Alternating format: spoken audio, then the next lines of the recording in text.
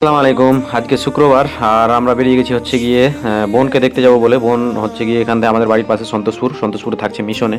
তো মিশনে গিয়ে দেখছি ছেলেগুলোকে নিয়ে এসেছে আজকে এখানে। এখানে বলতে কেন, এখানে মেয়েগুলো থাকছে আর পাশে আরেকটা বিল্ডিং ওখানে ছেলেটা থাকে। তো এখানে কেন জানি ওই ছেলেগুলোকে নিয়ে এসেছিলো, তো ওদেরকে দেখে শেখে আমি চলে আসলাম হচ্ছে গিয়ে বাড়ি। আর বাড়িতে আজকে মেন কাজটা যেটা করবো হচ্ছে গিয়ে কুল তুলতে হবে, কুল বিক্রি করতে যেতে হবে। অনেকগুলো কুল পেকে আছে আর সবাই ঢুকে ঢুকে খেয়ে নিচ্ছে, খালি ফালতু ফালতু ছেলেগুলো মানে চুরি করে এখান থেকে ওখান থেকে আসছে এসে। তো যাই হোক এসে কুল তুললাম মোটামুটি 20 কিলোর মতো। আমি, দাদা, মা, বোন সবাই মিলে কুল তুলতে এসেছিলাম। আর কুল তুলা তো যাই আছে আছে, খাওয়া বেশি। তো যাই হোক তবুও কুল তুললাম মোটামুটি 20 কিলোর মতো। কুলগুলো নিয়ে চলে আসলাম হচ্ছে বাড়িতে। আর বাড়িতে মোটামুটি বেছে নিয়ে, যেগুলো একটু খারাপ টাইপের আছে, যেগুলো নিবে না পাইকার, ওখানে ওটা এখানেই বেছে নিয়ে বাড়িতে খাওয়া দাওয়া হয়ে যাবে।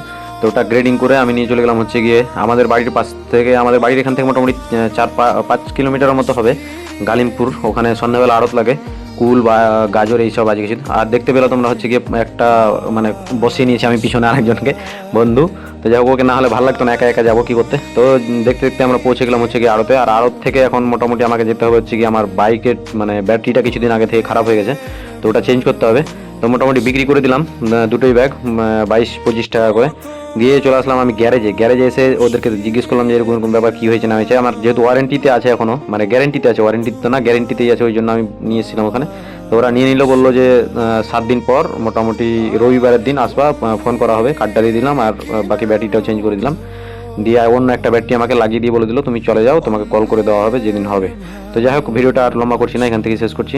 ভালো থাকবেন আপনারা। আসসালামু আলাইকুম রহমতুল্লাহ।